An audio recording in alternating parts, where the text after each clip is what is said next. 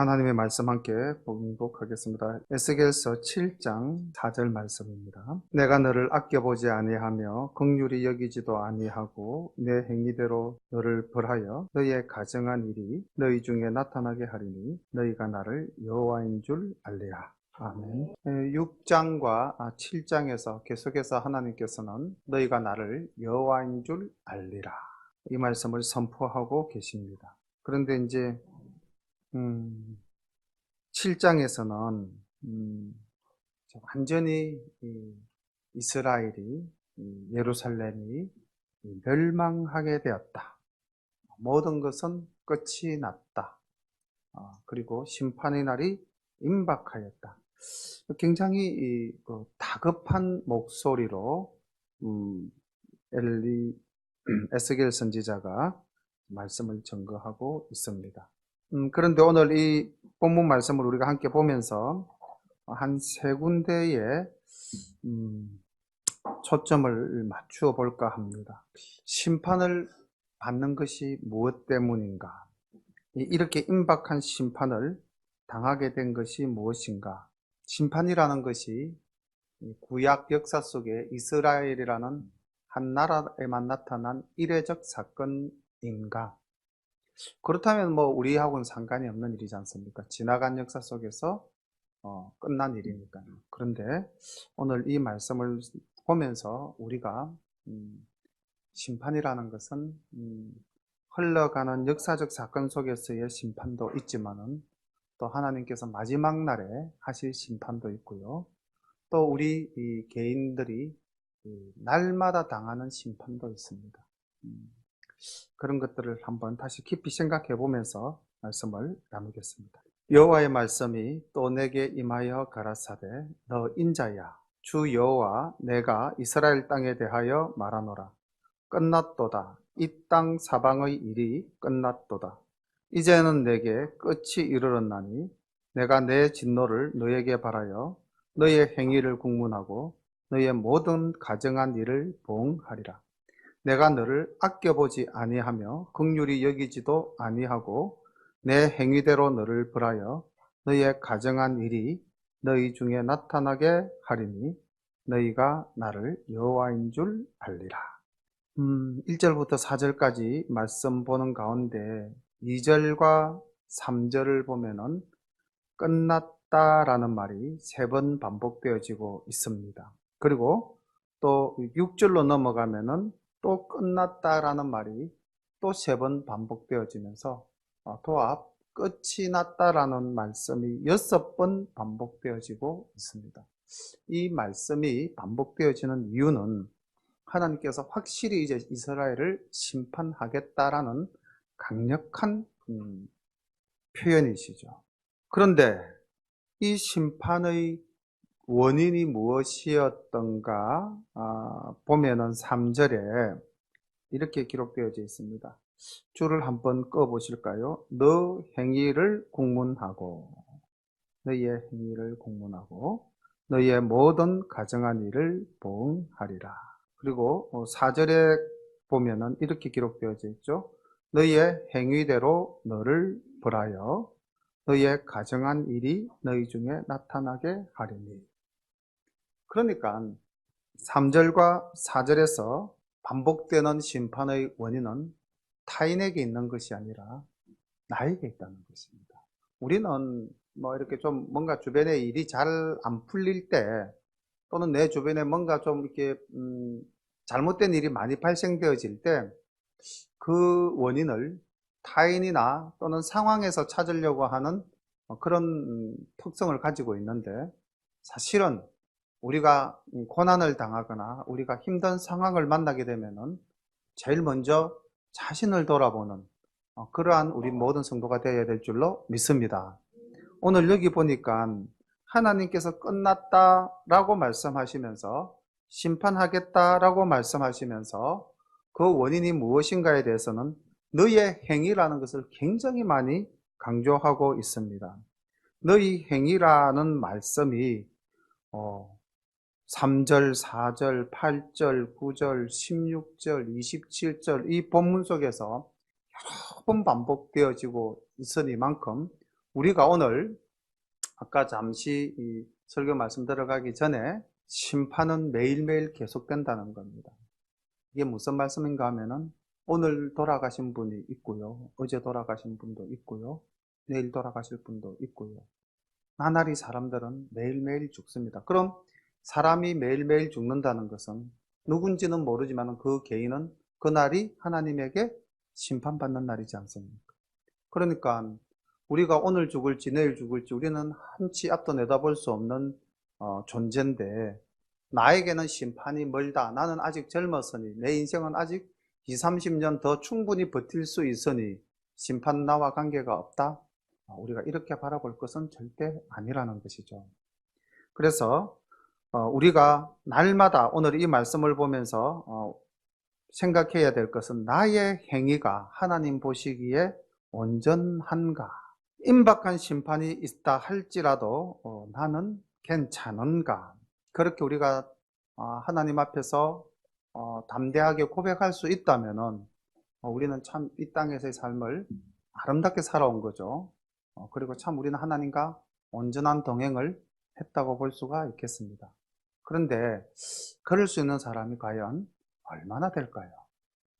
그래서 우리는 날마다 바울처럼 죽어야 될 줄로 믿습니다. 6절 보겠습니다.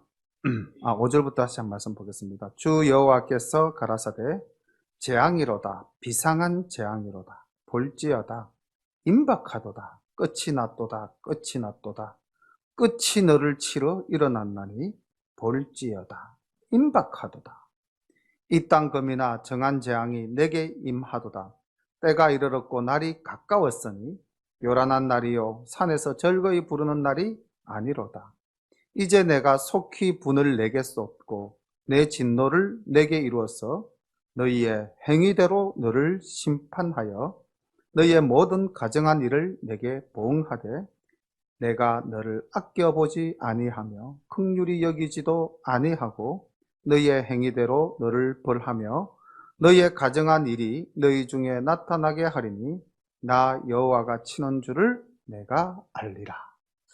근데 여기 4절과 9절 말씀이 사실은 동일한 말씀이죠. 근데 이 설교를 준비하면서 이 4절과 9절 말씀이 반복됨에 상당히 이렇게 가슴에 이렇게 무겁게 좀 다가왔습니다. 하나님께서 뭐라고 말씀을 하셨냐면요. 너를 아껴보지 아니하며 긍휼히 여기지도 않겠다. 완전히 버림받은 자죠. 얼마나 이스라엘이 하나님 앞에 타락했으면, 얼마나 하나님 마음에 상처를 깊이 남겼으면 하나님께서 이렇게까지 표현하셨을까요? 물론 여기 앉아 계신 우리 열린가족 여러분들은 뭐 이런 표현을 들을 만큼 우리가 하나님과의 관계가 그런 관계가 아니라고 저는 분명히 생각을 합니다. 그런데 오늘을 살아가는 우리가 분명히 오늘도 나의 행위가 있었다는 거죠. 이 이루어진 오늘 내 삶 속의 모든 나의 행위가 하나님이 보실 때에 아껴 보실 수 있는 것이었는가, 또 긍휼히 볼 수 있는 것이었는가, 늘 우리가 생각하는 그런 열린 가족 되시기를 간절히 소망합니다. 작년 가을에 이제 제가 그 곤지암에 다녀오지 않았습니까? 갔을 때 이제 매일매일 이제 자신을 돌아보면서 묵상하면서 또 그 한 줄 일기라든지 짧은 일기라도 쓰면서 24시간 주님과 동행하는 그런 삶을 살자라는 말씀을 듣고 딱 변한 게 하나 있습니다. 그 전까지의 삶과 그 이후에 내 삶에 바뀐 게 딱 하나 있다면은 잠들기 전에 하나님을 부르고 기도하고 산다는 것입니다. 물론 아유, 목사님은 이제 그렇습니까? 저는 옛날부터 그랬습니다. 하시는 분도 있을 수 있겠죠. 예, 딱 들려오더라고요. 그 소리가 벌써. 그리고 이제 아침에 딱 일어나면은 제일 첫 음성이 주님 감사합니다. 예수님 이렇게 먼저 이제 예수님을 찾으면서 일어납니다. 이것도 목사님 저는 옛날부터 해왔어요. 이제 그러시는 분 있죠. 근데 참 저는 사실 그렇지 못했습니다. 목사가 되고 난 다음에도 그렇지 못했고 그랬는데 이제 그렇게 제일 첫 음성, 하루를 시작하는 제일 첫 음성이 하나님을 찾고, 또 하루를 마칠 때에 하나님께 감사하고. 그러니까 저는 하루 종일 하나님과 함께 한 거죠, 그죠? 아닙니까? 쉽게 동의를 안 해주시네요. 너무 제가 날로 먹었습니까? 우리의 마음가짐이 그렇게 조금씩 조금씩 변하다 보면은 하루 24시간을 온전히 하나님과 함께 동행하는 우리들이 될 줄로 믿습니다. 이 구절 말씀이 얼마나 참 무서운 말씀입니까? 내가 너를 아껴보지도 아니하고 긍휼히 여기지도 아니하고 너희의 행일대로 너를 벌하며 너희의 가정한 일이 너희 중에 나타나게 하리라. 그리하여서 내가 너희의 구원자 하나님이심을 알게 할 것이다. 사실 여기 지금 이제 너희 행위대로 너를 심판한다 이렇게 말하니까 이 심판이라는 말이 굉장히 두렵게 들리잖아요, 그죠? 뭔가 이제 우리가 시험을 치고 난 다음 잘 치고는 아니고 시험을 치고 난 다음에 성적표를 받는 뭐 사람의 마음과 비슷한 느낌이 들죠. 심판이라는 단어 앞에서 우리가 느끼는 감정은 좀 그런 생각이 들 수도 있잖아요. 근데 사실 우리가 하나님을 믿고 하나님의 자녀된 자라는 확신과 또 그런 확신 속에서 나의 삶이 정죄되어졌다면은 이 심판의 날은 어떻습니까? 멸망의 날입니까? 구원의 날입니까? 사실은 구원의 날이죠. 기쁜 날입니다. 복된 소식의 날이라는 것이죠. 그런데 우리가 아직도 심판이 여전히 두렵게 느껴지는 이유는 우리가 그날을 맞이할 우리의 준비가, 우리의 삶이 마련되지 않았다는 것. 그래서 이것도 조금 뭐 어떻게 들리실지는 모르겠는데 나이 연세 많으신 분들께는 좀 죄송합니다. 한 번씩 사람이 살다 보면 이렇게 죽음이라는 것에 대해서 생각을 하게 되잖아요. 요즘은 웰빙도 있지만 이제 웰다잉도 이제 사회적 용어로서 나타나고 있지 않습니까? 뭐 그러다 보니까 어쨌든 관심을 좀 가지게 되는 것이고, 그래서 웰다잉 잘 죽는다. 이게 이제 뭐 일반 사회인들도 뭐 내가 만약에 병이 들어서 의식을 잃게 되고 뭐 식물 인간 비슷하게 된다면은 나에게 인공호흡기를 달지 마라. 나를 그냥 편안하게 죽게 해달라. 뭐 이런 것도 사실은 이제 자기가 자기의 죽음을 준비하면서 웰다잉에 대한 것들 아닙니까? 그러면서 이제 뭐 우리가 죽음이라는 것에 대해서 뭐 젊지만은 한번 생각을 해봤어요. 내가 지금 죽으면 어떨까? 그러니까 크게 슬퍼할 것도 없을 것 같고, 크게 아쉬울 것도 없을 것 같고, 크게 섭섭할 것도 없을 것 같고, 그냥 살아온 것이 감사하고, 뭐 지금 만약에 죽는다면, 고통 없이 죽는다면 그것만큼 복된 것도 없겠다. 그래서 지나온 삶에 대해서 대체로 저는 제 자신이 굉장히 만족해 하는 편이더라고요. 근데 이제 삶은 그냥 일반적인 일상적인 삶은 그러한데 이제 믿음의 저울 앞에서 죄를 달아보니까 너무 가벼운 거예요. 그냥 일상의 삶을 살아온 것은 뭐 학교 교사로서 또 뭐 아내의 남편으로서 아이들의 아버지로서 뭐 부모님의 자식으로서 뭐 이런 그냥 내 일상의 삶은 그럭저럭 관계도 다 괜찮았고 뭐 다 무난했다. 그래서 괜찮은데 신앙적으로 하나님 앞에서 나는 잘 살았는가라고 생각을 해보니까 그 무게가 너무 가벼운 거예요. 지금도 여전히 가볍지만. 그래서 이렇게 이제 이 오늘 말씀대로 아까 말씀을 준비하면서 이 4절과 9절에 반복되어지는 이 말씀, 내가 너를 아껴보지도 아니하고 긍휼히 여기지도 아니하고 너의 행위대로 너를 심판하겠다라는 이 말씀이 믿음 생활을 하는 우리 입장에서는 다시 한 번 더 웰다잉에 대해서 생각해 봐야 될 부분이 아니겠는가, 그런 생각이 들었습니다. 그래서 우리가 정말로 하나님 말씀대로 얼마나 신실하게 오늘도 살아가고 있는가, 자신의 삶을 우리가 아침에 출근하기 전에 옷을 입고 뭐 여성분들은 화장을 하고 뭐 남자들도 뭐 로션은 바르잖아요, 그죠? 그리고 머리 다듬고 뭐 보면서 합니까? 다 거울 보면서 하잖아요, 그죠? 그렇듯이 내 삶을 매일매일 하나님이라는 거울 앞에서 나를 한번 비춰보면 그럼 내가 어디가 좀 부족하다 이런 거 느낄 수 있지 않습니까? 그렇게 이제 생각하니까 조금씩 조금씩 변해져 가는 거. 이게 이제 뭐 한 50년 정도 계속 이렇게 이제 굳어졌던 것들을 바꾼다는 것이 사실은 쉽지 않지 않습니까?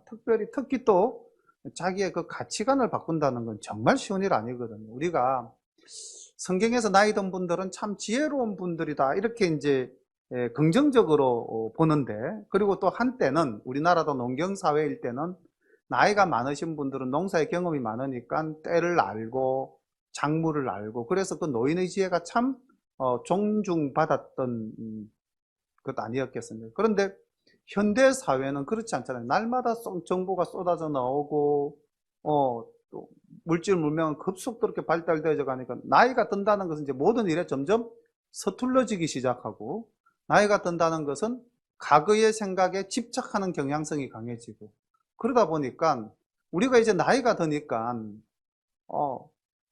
지혜롭고 가르치는 입장이 아니라, 나이가 드니까 이제는 우리가 뭔가 소외당하는 것 같고, 뭔가 우리가 굳어진 사고의 소유자 같다, 이런 이제 생각이 뭐 일반인이든 우리든 다 들 수가 있죠. 그런데 우리가 하나님 앞에서 매일매일 내 자신을 비춰보는 그런 삶을 산다면은 우리는 굳어지지 않을 것 아니겠습니까?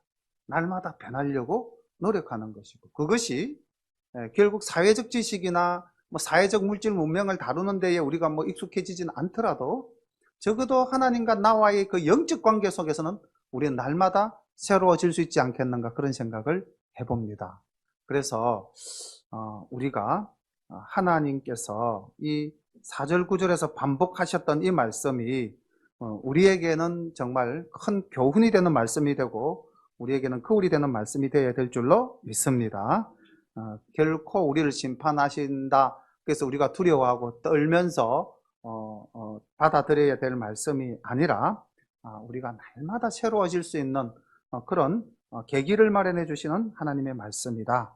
그래서 우리가 하나님이 여호와이심을 날마다 인정하고 고백하는 우리들 모두가 될 줄로 믿습니다. 볼지어다 그날이로다, 볼지어다 임박하도다, 정한 재앙이 이르렀으니 몽둥이가 꼽히며 교만이 싹났도다. 포악이 일어나서 죄악의 몽둥이가 되었은즉 그들도 그 무리도 그 재물도 하나도 남지 아니하고 그 중에 아름다운 것도 없어지리로다. 때가 이르렀고 날이 가까웠으니 사는 자도 기뻐하지 말고 파는 자도 근심하지 말 것은 진노가 그 모든 무리에게 임함이로다. 판자가 살아있다 할지라도 다시 돌아가서 그 판 것을 얻지 못하리니, 이는 묵시로 그 모든 무리를 가리켜 말하기를 하나도 돌아갈 자가 없겠고 악한 생활로 스스로 강하게 할 자도 없으리라 하였음이로다.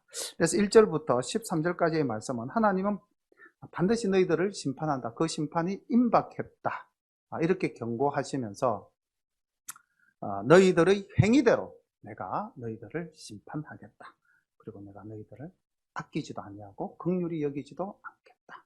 이게 이제 이스라엘 향한 하나님의 말씀이셨습니다.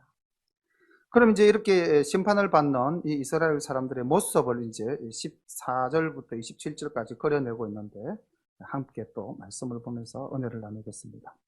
그들이 나팔을 불어 온갖 것을 예비하였을지라도 전쟁에 나갈 사람이 없나니, 이는 내 진노가 그 모든 무리에게 미쳤습니다. 밖에는 칼이 있고 안에는 온역과 기근이 있어서 밭에 있는 자는 칼에 죽을 것이요 성읍에 있는 자는 기근과 온역에 망할 것이며, 도망하는 자는 산 위로 피하여 다 각기 자기 제약 까닭에 골짜기 비둘기처럼 슬피 울 것이며, 모든 손은 피곤하고 모든 무릎은 물과 같이 약할 것이라. 그들이 굵은 배로 허리를 묶을 것이요 두려움이 그들을 덮을 것이요 모든 얼굴에는 수치가 있고 모든 머리는 대머리가 될 것이며, 그들이 그 은을 거리에 던지며 그 금을 오예물같이 여기리니, 이는 여호와 내가 진노를 베푸는 날에 그 은과 금이 능히 그들을 건지지 못하며 능히 그 심령을 족하게 하거나 그 창자를 채우지 못하고 오직 죄악에 빠지는 것이 됨이로다. 그들이 그 화려한 장식으로 인하여 교만을 품었고 또 그것으로 가정한 우상과 미운 물건을 지었은즉 내가 그것으로 그들에게 오예물이 되게 하여 외인의 손에 붙여 노력하게 하며 세상 악인에게 붙여 그들로 약탈하여 더럽히게 하고 내가 또 내 얼굴을 그들에게서 돌이키리니 그들이 내 은밀한 처소를 더럽히고 강포한 자로 거기 들어와서 더럽히리라. 14절부터 제가 조금 전 22절까지 본 말씀은 이제 예루살렘이 그 바벨론의 침략에 의해서 어떻게 낭패를 당할 것인가, 어떻게 고난을 당할 것인가 하는 것을 풀어주고 있습니다. 세세히 설명을 하고 있죠.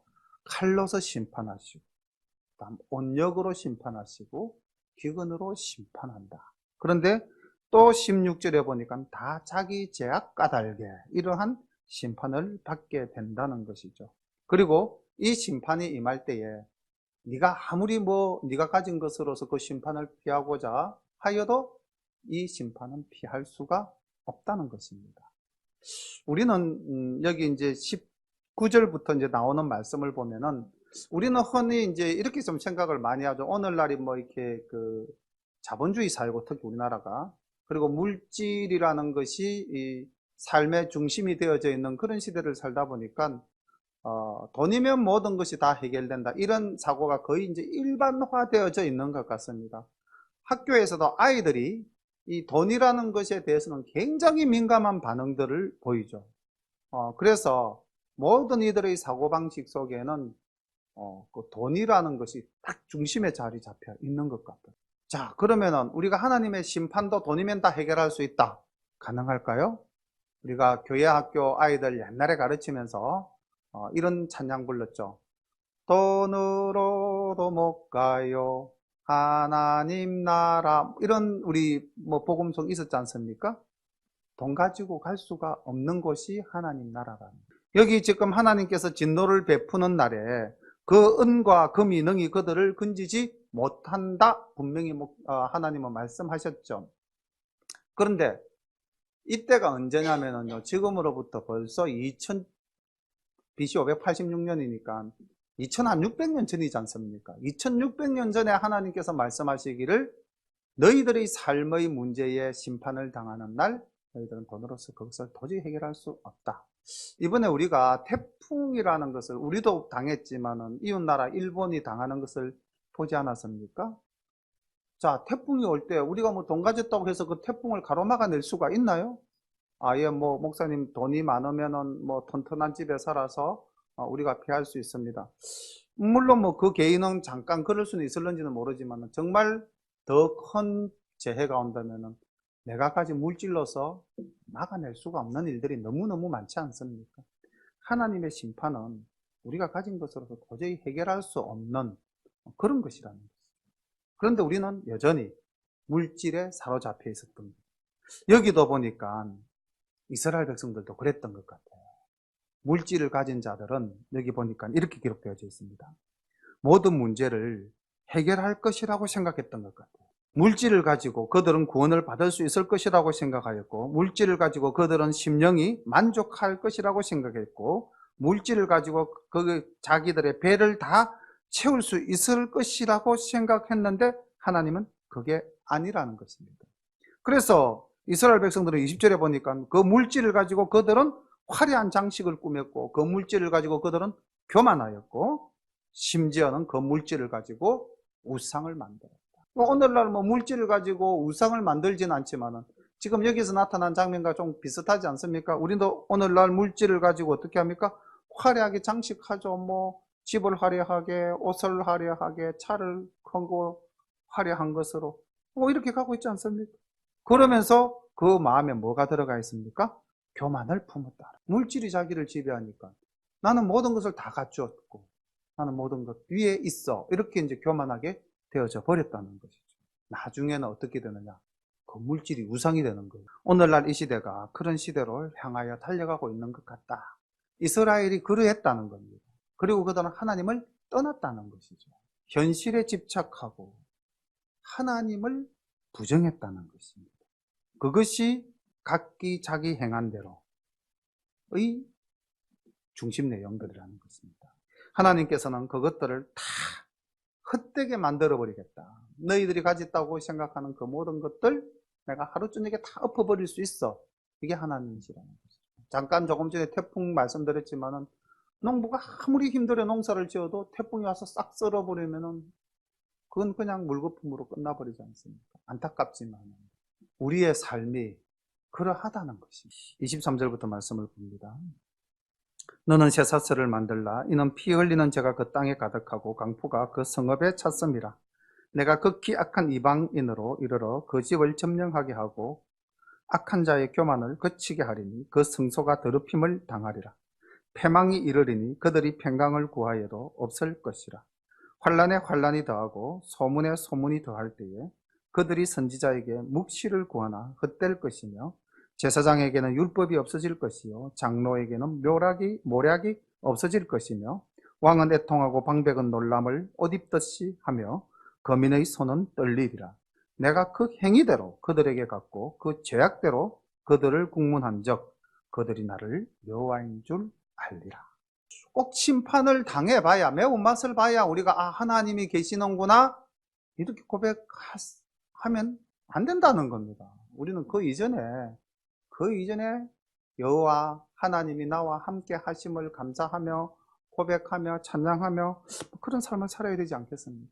마지막 날에는요, 25절에 보니까 평강을 구하여도 없을 것이다. 혹시 우리가 하루하루 살면서 내 마음에 평안이 없다, 내가 불안하다, 날마다 두렵다, 그렇다면은 이미 나는 마귀에게 사로잡힌 자가 되어 있다는 것입니다. 마귀가 우리를 지배하는 것은 불안과 두려움입니다. 선악을 알게 하는 나무의 열매를 먹고 난 다음 아담과 하와가 보인 제일 첫 번째 반응이 무엇이었습니까? 내가 하나님을 두려움이라. 마귀가 딱 준 것이 두려움입니다. 그리고 마귀가 인간을 유혹할 때 뭘 가지고 유혹했습니까? 사람의 어떤 심리를 자극했을까요? 네가 이것을 먹으면 하나님과 같아질 것이다. 교만입니다. 그래서 우리는 사실 교만 이거 굉장히 멀리해야 할. 그런데 우리는 삶 속에서 굉장히 교만한 모습을 많이 보이죠. 그걸 예수님이 말씀으로 빗댄 것이 바리새인의 기도와 세리의 기도. 세리는 하나님 앞에서 고개를 숙이고 거느끼면서 기도할 때 바리새인은 손을 들고 이스라엘의 전형적인 모습으로 하나님께 기도합니다. 근데 그 기도 내용이 뭡니까? 나는 저 세리 같지 않음을 감사합니다. 이거였죠. 근데 우리가 혹 살면서 그런 생각하지 않, 나는 네가 믿는 것과는 달라. 나는 잘 믿어. 내 신앙생활은 온전해. 나는 하나님과의 관계가 참 좋아. 혹 이렇게 하면서 상대를 무시하거나 상처를 주는 일이 만약에 있다면 그것 또한 교만이라는 거죠. 그래서 우리는 이 마귀가 주는 유혹하는 교만으로부터 우리가 죄를 범했을 때에 가지게 되는 두려움, 이런 것들이 우리의 삶을 지배하잖아요. 그런데 놀라운 것은 성경을 잘 보시면은 예수님께서 부활하시고 제자들 앞에 나타나셨을 때 제일 처음으로 주신 말씀이 무엇인지 혹시 기억나십니까? 샬롬. 예. 내가 너희에게 평강을 주노라. 평안하라. 라는 말씀이 샬롬이었습니다. 두려움, 공포, 그런 것으로부터 너희들 자유함을 얻어라. 그래서 지금 마지막 날에는 보니까 마음의 평강이 없다. 이렇게 말씀하고 있지 않습니까? 요한복음 14장 27절 말씀을 보니까 주님이 우리에게 이렇게 말씀하셨어요. 평안을 너희에게 끼치노니 곧 나의 평안을 너희에게 주노라. 내가 너희에게 주는 것은 세상이 주는 것 같이 아니하니라. 너희는 마음에 근심도 말고 두려워하지도 말라. 네. 아멘. 근심도 말고 두려워하지도 말라. 평안을 너희에게 주노라. 이게 이제 주님께서 부활하시고 난 다음 제자들에게 동일한 말씀, 평안을 너희에게 주노라. 이렇게 말씀하세요. 그래서 내 마음 늘 평안하다면은 하나님과의 온전한 관계 속에서 살아가고 있다. 이렇게 또 고백할 수가 있는 것이죠. 그리고 마지막 날에는 26절을 보니까 진리의 말씀이 사라지는 것입니다. 그러니까 내가 말씀을 들어도 은혜가 안 된다. 그럼 그건 나의 마지막 날이다. 이렇게 생각을 하셔도 될 것 같아요. 좀 너무 극단적인 표현인가요? 우리가 말씀을 들어도 깨달음이 없고 말씀을 들어도 그냥 그것이 나하고는 아무런 관계가 없다라고 느낀다면은 나는 하나님의 진리를 지금 받아들이지 못하는 거죠. 하나님의 말씀을 내가 온전히 받아들이지 못하는 것 아닙니까? 그래서 말씀을 준비하면서 이런 생각이 들었어요. 예수님이 씨 뿌리는 비유를 하실 때에 길가밭, 자갈밭, 가시밭 했을 때에 그 자갈, 가시 이게 뭘까? 그리고 옥토가 있잖아요. 옥토는 자갈도 걷어내고 가시도 다 뽑아낸 것이 옥토밭 아닙니까? 그죠? 그게 자갈이나 가시 같은 것들은 다 제거해야 될 것들이죠. 그리고 길은 아예 뭐 밭이 아니니까 이거는 뭐 아예 뭐 일단 논하지 말고요. 밭은 밭인데 하나는 자갈밭이고 하나는 가시밭이었다. 그리고 마지막 밭은 옥토였다. 그럼 이제 우리가 늘 그런 말씀 잘 쓰지 않습니까? 마음밭을 기경하자, 마음밭을 갈자.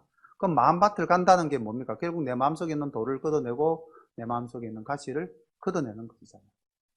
우리가 농사를 지을 때에 내가 작물을 심어 놓는데 그 옆에 이렇게 참 잡초라고 부르면 잡초한테는 미안하지만은 그것도 생명이 있는 것이지만은 우리가 뽑지 않습니까? 왜냐하면 무익한 것이기 때문에 걷어내지 않습니까? 그럼 우리는 날마다 무엇을 걷어내야 될까요? 마음밭에 있는 교만이나 마음밭에 있는 욕심이나 마음밭에 있는 불안이나 이런 것들을 다 걷어낼 때 내가 평안할 때 하나님의 말씀이 내 속에 들어와서 30배, 60배, 100배의 결실을 맺지 않겠습니까? 그러니까 우리는 날마다 걷어내야 돼요. 그 참 시골에 가서 우리가 이렇게 다랭이 밭 같은 이런 그 옛날 밭들 보면은 뭐로 가지고 이렇게 그 담을 쌓았습니까? 돌로 가지고. 그 돌이 어디서 나온 돌이겠습니까? 그 밭에서 나온 거죠. 그죠? 그거 골라내 가지고 쌓아서 청을 만들고 또 돌을 걷어내고. 그렇게 해서 돌을 걷어내서 결국은 밭을 만들고 논을 만들고 옥토를 만들어서 기경을 했잖아요. 그죠? 특히 뭐 우리 지리산 같은 깊은 산골짜기는 더더욱 그런 일들이 많지 않습니까? 그러니까 우리가 지금 우리의 행위대로 하나님께서 심판하신다 했을 때 우리의 마음밭에서 자꾸 걷어내야 되는 거예요. 걷어내야 됩니다. 걷어내기 위해서는 하나님의 말씀을 날마다 새겨들어야 되죠. 하나님의 말씀이 결국은 걸음이 되는 것이고 하나님의 말씀이 결국은 생수가 되는 것 아니겠습니까? 마지막 날에는 정말 진리를 찾아도 진리가 나타나지 않는 그런 시대가 올 수도 있죠. 그죠? 지금 우리 시대만 해도 벌써 진리가 무엇이 진리인지, 무엇이 진리가 아닌지 구분하기 어려운 시대로 점점 가고 있지 않습니까? 가서 보면 이단들은 더 큰 교회를 짓고, 정통교회라고 하는 것은 날마다 이렇게 줄어들어져가. 비진리가 진리인 양. 그래서 아모스 선지자가 8장 11절에서 이렇게 말씀했습니다. 주 여호와께서 가라사대 보라 날이 이를지라 내가 기근을 땅에 보내리니 양식이 없어 주림이 아니며 물이 없어 가람이 아니요 여호와의 말씀을 듣지 못한 기갈이라. 이게 마지막 날에는 말씀이 희귀해진다는 것이. 우리가 저는 참 저 개인적으로는 아까도 말씀드렸지만 복을 많이 받았는데 특별히 신앙적으로도 복을 많이 받은 것은 하나님의 말씀을 가지고 이렇게 모르겠습니다. 뭐 우리 교회 성도님들 중에서 익숙한 분도 있고 또 조금 뭐 이렇게 익숙하지 않으신 분도 있을런지는 모르겠습니다만 저는 이렇게 설교하게 된 것이 참 감사하다고 생각을 합니다. 왜냐하면 하나님 말씀만 가지고 말씀을 전가하니까. 물론 거기에는 뭐 제 생각도 가끔씩 덧붙이는 경우도 있긴 하지만은 궁극적으로 기본은 말씀을 떠나지 않는다는 것이죠. 제 생각을 가지고 제 주장을 여러분들께 말씀하지 않는다는 것. 이게 저는 가장 큰 복이라고 생각을 합니다. 목사로서 말씀을 전거함에 있어서. 하나님의 말씀을 가까이 할 수 있게 되었다. 성경 설교를 준비하기 위해서 저는 다른 책들을 많이 안 봅니다. 성경을 여러 번 읽다 보면 그때 주시는 감동을 생각하고 그럼 그 감동과 연결시킬 수 있는 또 말씀을 또 성경 속에서 같이 찾아보고 그러면서 이렇게 설교할 수 있다는 것이 참 감사한 일이다라는 생각을 합니다. 진리의 말씀이 오늘도 우리 속에서 살아 숨쉴 때에 우리는 마지막 날 하나님 앞에 반듯하게 설 수 있을 것이라고 확신하면서 우리 열린가족 모든 성도님들은 자기 행위대로의 방점을 찍으시고 그 행위가 이 세상에서 윤리적 도덕적으로 내가 정의롭게 바르게 살았다는 것이 아니고 하나님 앞에서 내가 참 하나님의 그 거룩하심을 닮으려고 노력했다. 그러한 우리의 행위로서 하나님의 심판날이 두려운 날이 아니라 아무리 끝이 되었다, 임박하다라는 말씀을 들어도 우리 마음속은 늘 평안이 가득한 기쁨으로 그 날을 맞이할 수 있는 그런 우리 열린가족 다 되시기를 축원합니다. 오늘 주신 말씀 붙잡고 우리 함께 기도드리겠습니다. 하나님, 우리가 아까 반복했죠, 그죠? 내가 너를 아껴보지도 아니하며 긍휼히 여기지도 아니하고 너희 행위대로 너를 벌하여 너희의 가정한 일이 너희 중에 나타나게 하리니 너희가 나를 여호와인 줄 알리라. 우리가 하나님으로 온전히 알 그때에 우리들은 하나님으로부터 아낌을 받으며 긍휼히 여김을 받으며 우리의 행위로 하나님 앞에서 감사와 찬양으로 그 앞에 설 수 있는 우리들 되기를 위해서 함께 또 기도드리겠습니다. 사랑과 은혜가 풍성하신 우리 아버지 하나님 은혜를 감사합니다. 이 밤에도 주님의 말씀으로 저희들이 온전히 새로워질 수 있도록 하나님 인도하여 주심을 감사합니다. 하나님, 우리 마음밭에 가시를 걷어내고 아버지 하나님, 우리 마음밭에 있는 돌을 다 걷어내어서 우리의 마음밭을 옥토로 기경할 때에 하나님께서 주시는 귀한 말씀이 아버지 하나님 귀한 생명의 싹이 나고 아버지 하나님 줄기가 나고 꽃이 피고 열매를 맺어서 30배, 60배, 100배의 결실을 맺어 착하고 충성된 종이라고 칭찬받는 우리들 모두가 되게 인도해 주실 줄로 믿습니다. 하나님 아버지, 우리 열린가족 식구들 오늘도 마음밭을 기경하기 위하여 하나님 말씀 앞에 경건히 서며 아침 저녁 아버지 하루를 시작하고 하루를 마칠 때에 주님과 온전히 동행하는 우리 열린가족들 아버지 하나님, 이 모든 우리의 가족들에게 하나님의 놀라우신 사랑과 은혜가 함께하여 주시어서 하나님 아버지 긍휼히 여김을 받고 하나님 아버지 또 아낌을 받는 그런 우리 모두가 될 수 있도록 인도하옵소서. 사랑과 은혜가 풍성하신 우리 아버지 하나님, 날마다의 삶 속에서 하나님이 나와 함께 하시는 참 살아계신 하나님 여호와이신 줄을 우리가 날마다 알고 고백하며 그 앞에서 늘 신실한 아버지 하나님 우리의 삶이 될 수 있도록 날마다 힘쓰고 애쓰는 우리 모두가 될 수 있도록 인도해 주실 줄로 믿사옵고 감사와 찬양을 하나님께 올려드리며 예수님의 이름 받들어 감사하며 기도드리옵나이다. 아멘.